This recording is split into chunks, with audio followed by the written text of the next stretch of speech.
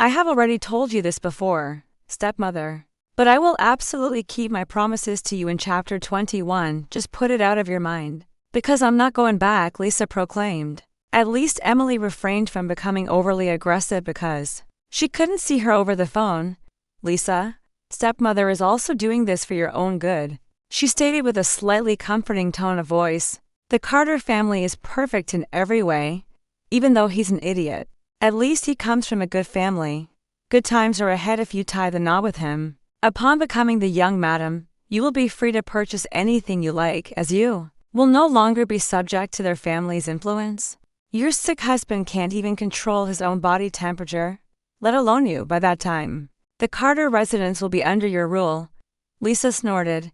Olivia should marry into the family. If it's so fantastic, it's because they didn't take a fancy to Olivia. In her heart, Emily wondered to herself, let Olivia marry into that family in the future. Olivia is going to be a genuine young madam. How can she marry into that kind of family? Lisa remarked coldly, stepmother, I'm not interested in being some young madam. I've already asked someone to fetch my items at home. I shall never return to the Reed residence again. Hearing Lisa be so firm, Emily's voice suddenly sharpened as she continued, Lisa, do you really want to cut ties with the family? Fine. First, return me all the money I spent on you when you were young. I put so much effort into bringing you up, and now that your wings have toughened, you want to leave? Dumbfounded, Lisa continued, fine. Putting aside the fact that I waited on all of you like a housekeeper or something, I should have received a lot of money for. You have given me a place to live after all. I will steadily repay the money I owe you by earning it. You, Lisa? What's wrong with you? Do you think I'm unaware of your machinations? The reason you went to Olivia's production crew is because you still want to compete with her and grasp the opportunity to have Ryan notice you, right? Stepmother, your imagination is straying way too far. Lisa could not be bothered to explain herself. Emily scolded. Why don't you look at yourself? Which portion of you can even compare to Olivia's pinky finger? Yet you still hope that Ryan will take a fancy to you if you actually don't have such thoughts. Then immediately back out from the cast. Lisa glared and said, now get this clear. That is my work. I won't listen to you and back out just because you asked me to. You, Lisa added also, if you're really so scared that I might snatch Ryan from her, then make your daughter look more attractive. What are you threatening me for? When Lisa finished speaking, she slammed the phone down. She lifted her head just to coincidentally discover James behind her. His jet black irises were like deep seas of the sea, intriguing and enigmatic, with uneasiness appearing plainly on her face. She stared at him and questioned, why don't you make any sound when you walk? It's basic etiquette to walk quietly. Surely, not everyone should be like you, making useless noises and fretting around. James strode in with his long legs, his posture perfect. Lisa answered in a worried tone, yes, you're the most well-mannered person and I'm the most uncultured. Luckily, we'll be getting a divorce sooner or later. Otherwise, I would truly go mad if I had to be educated and be looked down upon for the rest of my life. With his hands folded behind his back, James responded, indeed it's true. What? I'm the most well-mannered and you're the most uncultured. It's entirely true, James said. You. Lisa threw a sneer at him as she huffed. She then went forward, emulating the small steps of a lady. Upon viewing this, James's need to chuckle almost broke his composure. Lisa turned around and added, do you like such a gait? Did I imitate it well? So dumb, he said with your stupidity. It's no wonder you ended up drugging the wrong person. Hey, didn't we agree not to bring up that matter again? Lisa remarked, her face bulging with wrath. James stared at her and wanted to say something, but could not resist but ask, is that Ryan the man you like? The smile on Lisa's face abruptly hardened substantially, a trace of deep anguish flashed in her eyes. Don't you feel awkward at all talking to your wife about the person she likes? No, he said. Lisa was speechless. Fine, anyway. Yes, actually. It's all right for me to tell you since you don't know him anyway. Not everyone is that lucky to have the person they are attracted to like them back as well. He and I may certainly be termed childhood sweethearts, but regrettably, the person he has always liked is Olivia. When she lifted her head, Lisa's eyes met James's profound ones. At that moment, She felt as if that seductive look could practically pierce her body. If you want, I can help you get him. Get him? Lisa glanced at him in confusion. What do you mean? It's exactly what it sounds like. If you wish, I can make him like you and be together with you. James's deep voice was filled with pompous contempt. Ha! How can you make him like me? Lisa said. James added, for instance, I can make him unable to get engaged to your sister. I can apply pressure on him and force him to be with you. Huh? Then forget it. She answered swiftly. Why not make him marry Olivia quickly, so that people won't all think that I'm trying to snatch him away? I feel very uneasy in that situation. James's brow wrinkled. It's not impossible either. But are you sure you want that? I'm already married now. Is it really good for you to be talking to a married woman about this? Looking at his poker face, she hurriedly interrupted him. James answered, It doesn't matter. I've stated it before. I made this marriage happen. So I can surely offer you any recompense you want for, apart from money. I may include this as part of the recompense too. Forget it right now. I just feel that I've heard enough of his name. Actually, love is simply one component of existence. My main wish is to act and improve myself, career-wise. In this way, better people will be able to see me. Then, I'll be able to meet much better men. As for Ryan, he'll only be a minor interlude at most by then. Throughout life, who hasn't encountered a person he or she loved but could not have, right? I haven't met such a person, James answered coolly. Fine. Lisa thought as she looked at him speechlessly. But she also understood that he was saying the truth. Lisa said, All right. I'll go take a shower first, all right. But if you change your mind, you can tell me anytime. Thank you. Lisa thought to herself that no matter what, he was still trying to help her. James said, It's all right. I'm your husband. It's only right for me to consider your interests, including helping your wife find her next husband. James, you're just nice, Lisa smiled instinctively and said. When James noticed her bright smile, his eyes paused for a minute before it shifted away. That's right. I'll honor every promise I make to you. Lisa's heart beat. She moved her head aside and blinked before smiled weakly. No matter how good he was, he belonged to someone else anyhow. She was going to divorce him sooner or later. Chapter 22. You're so stupid. How did you survive until now? Lisa entered the bathroom and pulled off her clothing, intending to shower. The bathroom here was bigger than the living room of her house. Just the hydro massage tub alone felt huge. Enough to swim in. However, she hardly utilized the tub as she always felt a little unfamiliar to it. She saw that today. The maid had already filled the tub with water that was still hot with steam rising from it. After thinking about it, she removed her clothes and walked into the tub gently. When she plunged herself in the water, sure enough, she felt much more calm. Then, she recalled her stepmother's remarks, and then James's. Ryan was about to marry Olivia. She initially met Ryan in school. He was the captain of the drum corps and she was a drummer.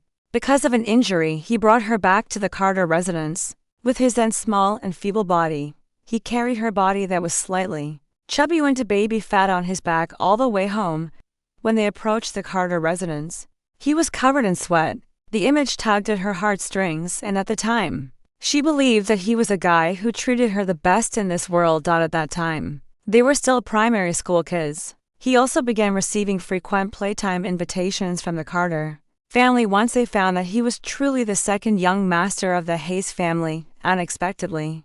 This was how he met Olivia. She bathed herself in the bath till her entire body was languid to the point of falling asleep. When she got up, she only felt a sudden disorientation before she slid down into the tub. A splash of water or ESOUNDED. James heard the disturbance from outside and quickly ran over. He swung open the door only to see Lisa straining hard to wriggle out of the tub. Her face was flushed red and was veiled by the fog. She looked terribly ill. Shocked, James overlooked everything else and rushed forward immediately to pull her out. As if she had gripped onto a straw that could save her life, Lisa wound both her arms around his neck. Her damp body pressed hard against his chest and got his garments very wet. In huge strides, James carried Lisa out with a few steps. He laid her on the bed and patted her face. What happened to you, Lisa? Wake up, Lisa gasped for air. Only then did her muddled and dizzy thoughts begin to gradually recover. Standing before her was James with his brows deeply furrowed and his gaze full of apprehension. Her heart pounded for no reason when she saw that. I'm all right. I simply feel a little dizzy. She held her hand to her cheek. What were you doing? James asked in a perplexed tone. It's probably because I've never really taken a bath before. I felt like doing it today, but in the end, I was laying there for too long. I had felt a little dizzy while in the water, but I didn't expect a sense of vertigo when I stood up, so that was what had happened. James's anxieties basically dissipated. It was only after he straightened his body slightly that he noticed Lisa was naked. The flawless expanse of her skin was tinged pink due to the warm water bath. Under the circumstances, the contours of her curvy body showed before his eyes even more clearly. Her chest area, in particular, was gleaming. With water making it tough to overlook, James's heart pounded. He felt a wave of heat flow through his brain, and in an instant, his lower abdomen followed and began to bulge. Forcing himself to look away from her body, he scooped out the blanket and covered her with it. Lisa also realized that something was amiss with her. Her face was presently so red that it felt like it was about to bleed. She held the blanket with a lethal grasp, and her heart was beating in her chest. Have you never had a bath? James said. I can't believe you can faint from taking a short bath. Lisa answered, of course. You assume everyone is like you and born with a silver spoon in their mouths? When I was in the Carter residence, I stayed in the housekeeper's room the whole time. Of course, there was no place for me to take a bath. James peered deep into her eyes. How do you feel now? Lisa scowled at him. Turn around. I'll be putting on clothes. James was impelled to turn around. I've already seen what I should see. You? Lisa's cheeks heated up with rage and her petite face began to swell up. Only after she put on her clothing, with lightning speed, did she feel a little sense of security. James moved his head back to look at her. Her little face was still dark red and her lips had been wet until they were even poutier. When she cleaned her saturated hair with a towel, many beads of water streamed downwards along her hair and landed across her white neck. His throat bobbed. Following this, he noticed his body temperature increasing slowly. At that moment, his cell phone unexpectedly started ringing. He lifted his phone and saw Emily's name appear on the screen. After letting out a dry cough, he averted his sight away from her and picked up the call. Emily. What's up? He asked. When Lisa heard Emily, she also turned her head to look at James, who heard Emily remark over the phone, James, I went back and thought about it. I spoke too impulsively today. Don't be angry, James answered. No, I can understand. I'm not angry. Emily said gently. I got angry only because I love you too much. We've been together for so many years, you understand me best. I miss a sense of security. I become scared knowing that you are together with her. I know that you've always been used to doing things without giving any middle ground or loopholes for the other person. You were only thinking about the benefits for the both of us. I was too insensible. When he heard Emily say this, James said, You weren't, Emily, from the beginning. I've been the one who hasn't been doing enough. It's because I still haven't done enough. That's also why you don't experience a sense of security. Regardless, no matter what decision you make, I will still support you. You know that I will always be on your side. Thank you, Emily, he said. By this time, Lisa had already cleaned her hair with the towel and was preparing to get the blow-dryer. When she moved her leg, she felt a bit of discomfort and believed to herself that she must have harmed it. Due to the previous fall, she let out a scream of pain and paused in her tracks. Noticing her little movements, James moved over with a grimace. What happened? It's nothing. I may have damaged it previously. I'll just get some ointment to massage on it, Lisa said as she stood up and held onto the table for support. James gazed at her deeply for a long time. When he observed that she still wanted to move, he went a few steps closer to her and whispered, Stop, don't move carelessly. As he stated this, he stretched his arm over her waist without hesitation and raised her in his arms. Ayo. Both her legs left the ground in an instant as she gazed at James's courageous face from this perspective. The contours of his face were well-defined, and his jawline was surprisingly gorgeous. Combined with his deep and penetrating eyes, his entire body was insanely gorgeous. Lisa responded. What are you doing? Stay still and don't move. How stupid, he said while looking down to glare at her. Lisa's heart hammered, but, knowing that he was helping her, she stayed totally still. James said, It's so strange. How did you manage to exist for so many years until now if you can get harmed to this amount? For merely taking a bath, Lisa answered defiantly, I'm used to living in hard times. I really can't enjoy the life of a young madam, all right? James looked up and sneered at her again. Then start getting used to it now since you'll have to be a young madam for a few more years. Lisa's heart heated up again. When she thought of living together with him for a few more years, she just felt that it was a little ridiculous. Chapter 23, I'm your husband. It's only right that I should look after Yuri and touched the bell on the side while adding to her. If you need anything, don't move. Just press this and the maid will come. It was his first time explaining these things to her firsthand. For the past few days, she had remained clueless that such things even existed.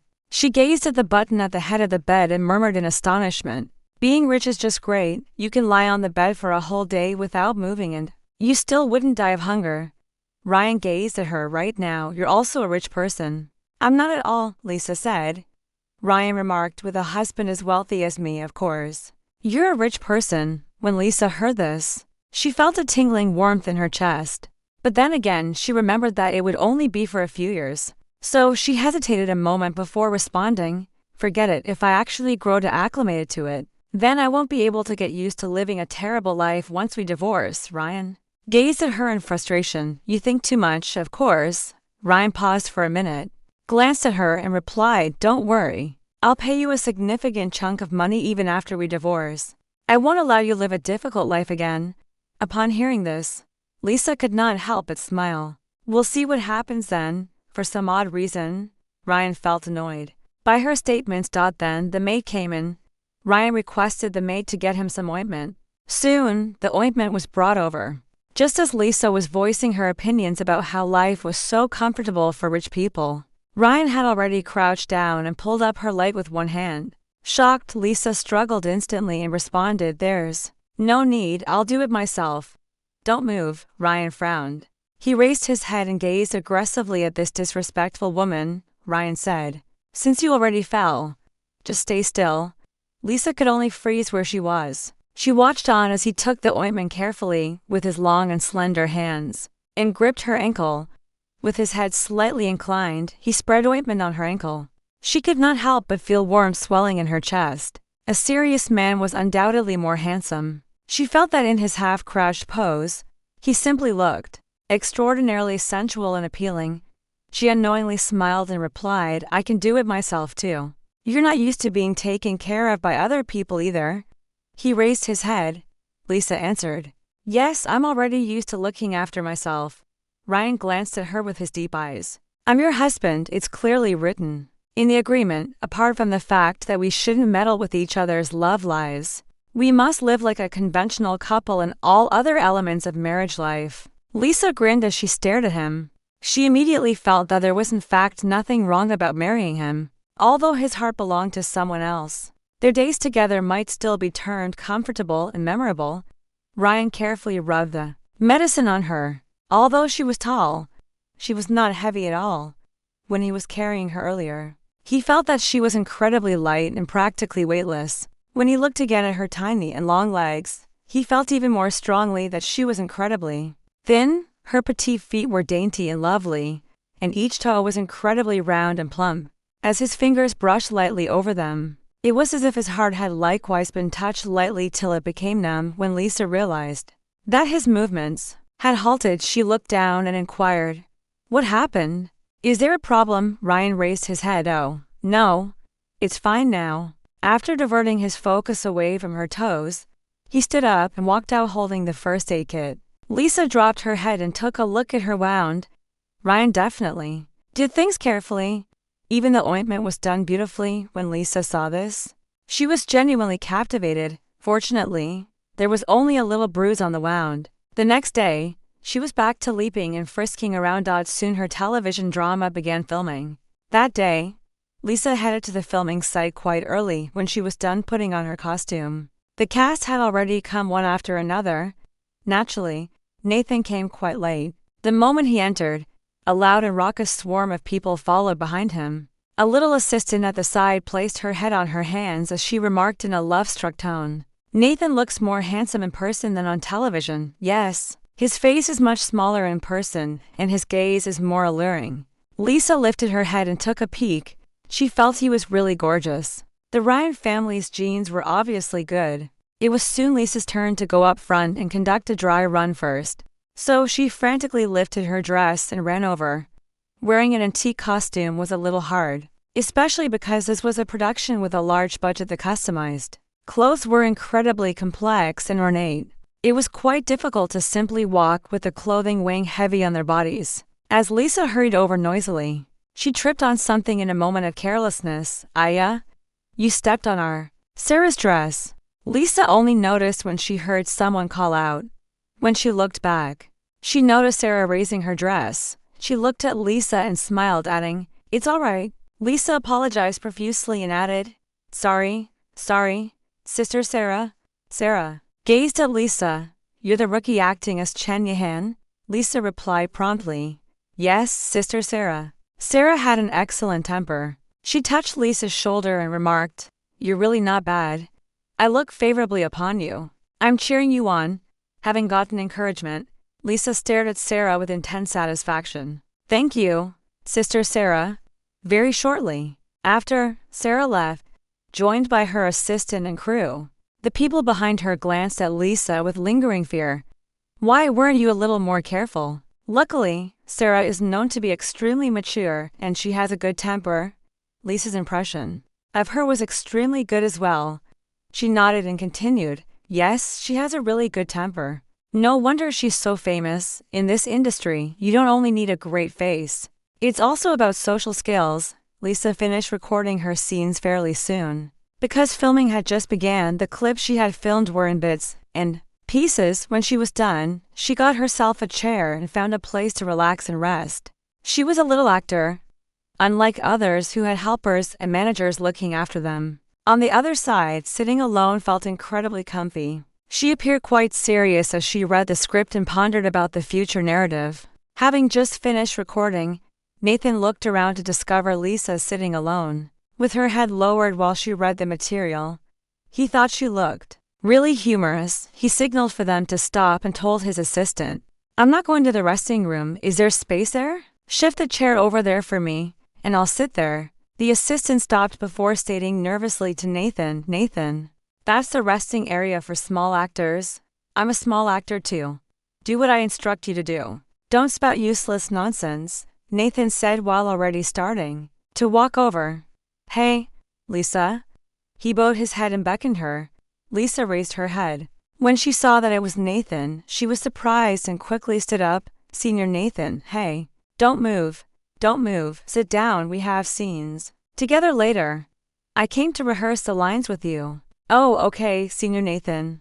But do we have scenes together later?" She recalled that their scenes were to be filmed tomorrow. Nathan smiled and nodded. I'm free today, so we're filming one more scene today." Lisa did not mistrust him. She stared at Nathan and took up her writing. Chapter 24. This last is really very lucky. Lisa took it seriously and began to earnestly rehearse the screenplay with him. Nathan raised his head now and then to look at her, but discovered that she did not even afford him a glance and actually ignored him as if he was invisible. James placed his chin on one hand and proceeded to inspect Lisa in detail. When Lisa realized that he had stopped, she lifted her head and inquired in a bewildered tone, "Nathan, why are you looking at me?" Nathan questioned, "Do you think I'm ugly?" Dumbfounded, Lisa responded, "No way." Nathan asked, "Then why don't you ever look at me?" Lisa pointed to her own script. "But I have to look at the script, so it's true you don't like me. Did I create a terrible impression on you?" Nathan thought to himself. Was he not as gorgeous as a script? Taken startled, Lisa replied, "How can it be? I've always liked you very much, Nathan. You're the role model of the industry. I admire you a lot. My respect towards you is essentially like a gushing river that flows endlessly," Nathan answered. "If that's true, then you should start following me and loitering behind me from tomorrow. Serve me tea, get me water, make me oatmeal, and cook my meals," Lisa said. "Huh," James said. "Isn't that what you should do?" Lisa remarked. "But if I do all of these things, won't your assistant have to step down? Haha, so you're doing this out of consideration for other people?" Yes, otherwise I truly would have begun following you around. I'm serious, Nathan. Nathan answered. All right. I'll grudgingly believe you. Lisa hurriedly projected a patronizing smile. Nathan remarked, enough. You look even uglier than if you were to cry. Lisa ended up donning a poker face. She found conversing with him in such a casual manner actually pretty comfortable. Nathan was a little different from what the rumors suggested. He did not seem that tough to get along with. So she had no idea why entertainment reports all indicated that he did not like chatting, did not like contacting people, and was really difficult to get along with in person. From interacting with him, he was actually extremely pleasant. Nathan only stood up when it was his turn to film again. He explicitly told the director that he was free today, so they could film tomorrow's scenes with Lisa today as well. His interactions with Lisa had no aspects of romance. They were more like camaraderie among siblings. Having practiced for quite some time, they were already familiar with their lines and completed filming virtually in one take. The director hurriedly congratulated Nathan by stating, Nathan's acting is simply great. He finished filming in one take with no hesitation. Nathan was long used to hearing compliments like this, nonchalantly. He received the water that his assistant brought to him and took a drink of it before stating, no way. I think Lisa's acting is quite good. There is a lot of chemistry when I work with her. She's not bad. His set of almond eyes curled as he glanced at Lisa beside them. The director froze, then he swiftly said to Lisa, yes, it was precisely this trait of hers that we took a like to. Although she's a beginner, her acting is really not awful. She has potential. Upon hearing this, Lisa glanced at Nathan gratefully. A little encouragement from someone in her early days as an actress really made her happy for a long time. Thank you, Nathan. Thank you, director, she quickly said. Nathan looked at Lisa. Why are you calling me Nathan? Just call me Nate. Lisa smiled as she stared at Nathan. She felt even more firmly that he was a genuinely decent person. On the other hand, the director was behind them pondering on what had just happened. He gazed at her seriously and concluded that this small lady was extraordinarily blessed. How could it be that the typically unapproachable Nathan was so attentive towards her after knowing her for such a short time? When he initially chose her, it was just because he thought that her picture was quite suitable. She was refreshing to look at and difficult to forget. But he did not expect Nathan to treat her that tenderly. The instant the filming ended, James called out of the blue and asked Lisa where she was. Bewildered, Lisa questioned, what do you want? James said, I'm coming to pick you up. Lisa stopped before hastily giving him the address. She did not expect James to appear to send her home. Very soon after James arrived today, he was driving a less spectacular black Bentley that appeared like it was suited for business. However, the license plate was still flashy. The plate number was 123-1. What kind of poor taste was this? Lisa got into the car and inquired, what made you think of picking me up? James gazed at her. She had just finished her scenes, so she still had makeup on. She appeared like a water lotus that was exceedingly elegant and attractive. Looking aside, he added, oh, the Carter family wants me to bring you back, so I came to pick you up. Lisa thought, that explains it. But he did not have to explain it so clearly though. Lisa sat down comfortably and said, why do they want me to go back so suddenly? Is it truly all right if I go back? James added, you'll have to meet them sooner or later. What are you worried about? Lisa said. What if they don't like me? James stared at her. They will. They would like anyone as long as it was not Emily, James thought. The Carter family mansion was larger than James's place. It seemed like a compound of connecting courtyards, and it unavoidably made her feel extremely agitated, seemingly picking up on her worry. James stated to her, my family members won't eat you up. Just relax, Lisa added. It's my first time meeting my in-laws. Of course, I'll be nervous. James smiled. So you have your nervous moments too. That's rare. Lisa scowled at him. Of course. I said that I'm highly professional. Since I agreed to be your wife, I will absolutely fulfill my duties. As for these tasks, they also entail making your family members like me. Then, she saw the massive metal gates inside opening and the butler walking out to welcome them. Second, young master, young madam, the butler gently led them in. As she stared at the strong security inside, she instantly felt much more concerned. After entering the property, the interior design was modern and the marble flooring were gleaming. Before they had taken even a few steps, an exceptionally elegant lady walked towards them. "You're Lisa. We finally met. James has hidden you away strictly the past few days. Otherwise, I would have gone over and met you from the start," she said as she grabbed Lisa's hand passionately. James made introductions from the side. "This is my mother." When Lisa heard this, she promptly grinned and exclaimed, "Mother." Upon hearing this, a smile immediately emerged on Sarah's face. Good daughter-in-law. "You called me mother. I must give you a red packet too," as she said. The maid came up to her from the side and handed over a red packet that had been made earlier. Lisa was astonished and felt a little embarrassed.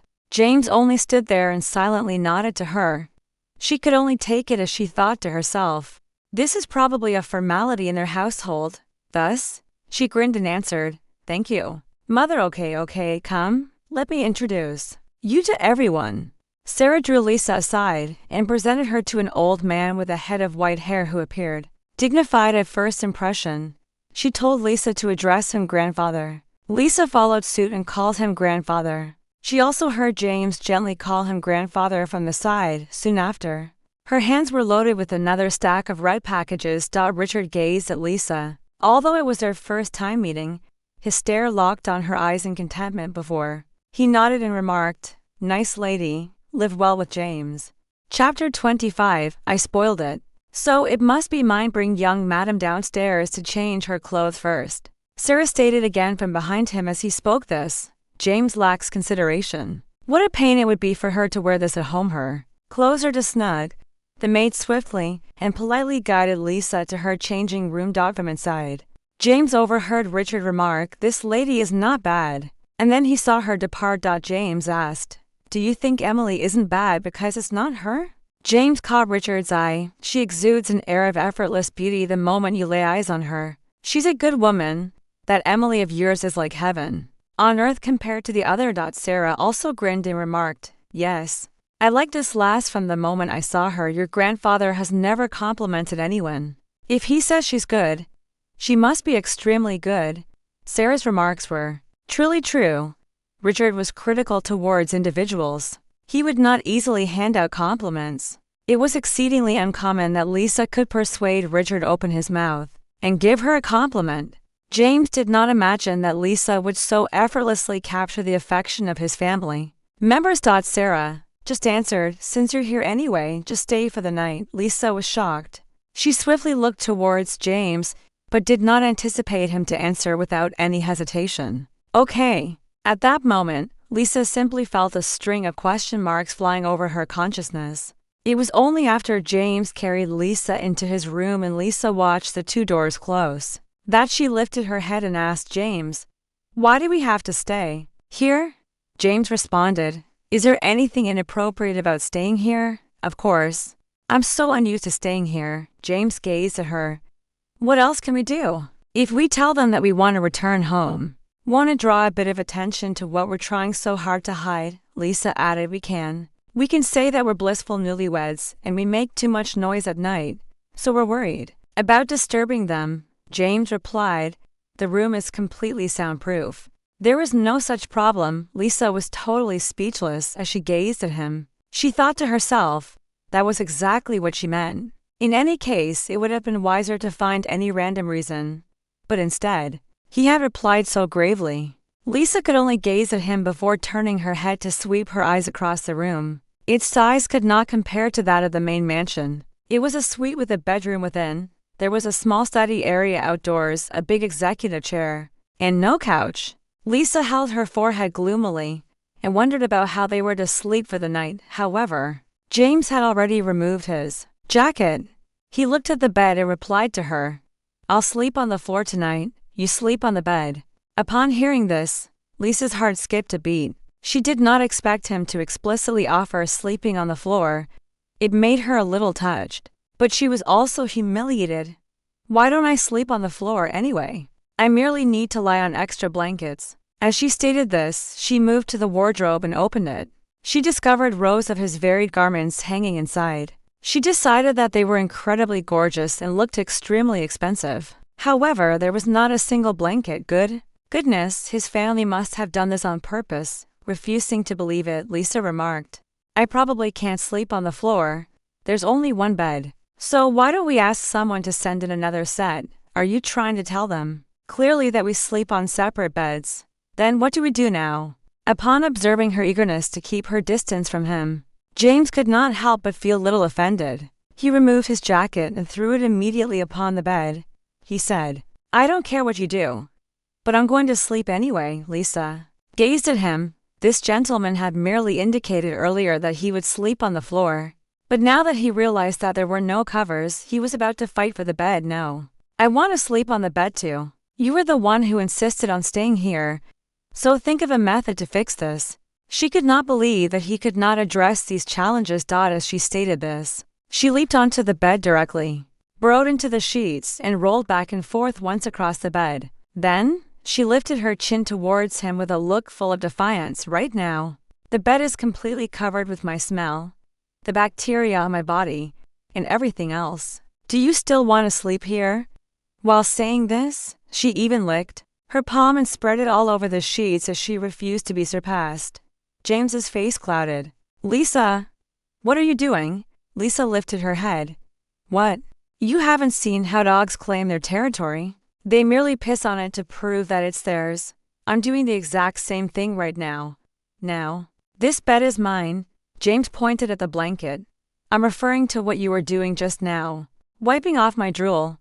Why? Do you want some, you? Just the thought of how she had wiped her drool on the blanket made James feel uneasy. He flashed a pointed look at her, turned around, yanked open the door and strode out. Lisa immediately started laughing out loud in the room. You admitted defeat so easily, James. You're not good enough. Feeling smug, she rolled about on the bed. However, she suddenly noticed the door opening again and James came in without hesitation. His eyes locked on her forcefully and made her feel slightly guilty for a second. She stepped backward. Hey, James. What are you doing? I was simply kidding earlier, she said quickly. But she watched as James got onto the bed instantly, pulled Lisa over, and easily slung her over his shoulder. James's body was extraordinarily powerful. He was plainly tall and well-built. When he truly took action, his motions were sleek and efficient. On his shoulder, Lisa was struggling recklessly. James, what are you doing? Let go of me, she hit him with her small fists. But they were of no help. The door opened and Lisa was instantly thrown out of the bedroom and into the small study area outside. As she watched the door close in front of her eyes, Lisa beat on the door aggressively. James, are you a man or not? You're battling with a woman over a bed. Sorry? I can't tell which part of you is like a woman, James replied honestly, even angry. Lisa felt as if her lungs were ready to ignite on fire. Yes, I don't behave like a woman. Your Emily is the most feminine person there is, James answered candidly. That's true. Lisa felt suffocated when she heard this. Then? Why don't you go look for her? You can't do that, so you're just going to bully me instead. Hearing her say this, James felt very annoyed. He simply responded, You think that if I could, I would still be here now?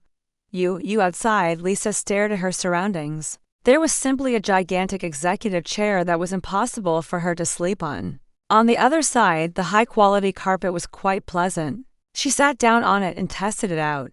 It was really soft too. However, she could not just sleep here like this. James, you really have the heart to make me sleep here. It's very cold here. Inside the room, James's emotions melted as well when he heard Lisa's tone relaxing. However, when he glanced at the bed that she had messed up totally, he was seized with rage again. He walked over and lifted the blanket. Indeed, her perfume still lingered on the blanket. Yet it was slightly invigorating, enough to make his heart quiver. How can there be a husband who treats his own wife like this? James, are you really so cruel? James pulled away the blanket and recalled that she had even scattered her drool on it. Lisa lay there, thinking to herself in disappointment. James, just you wait.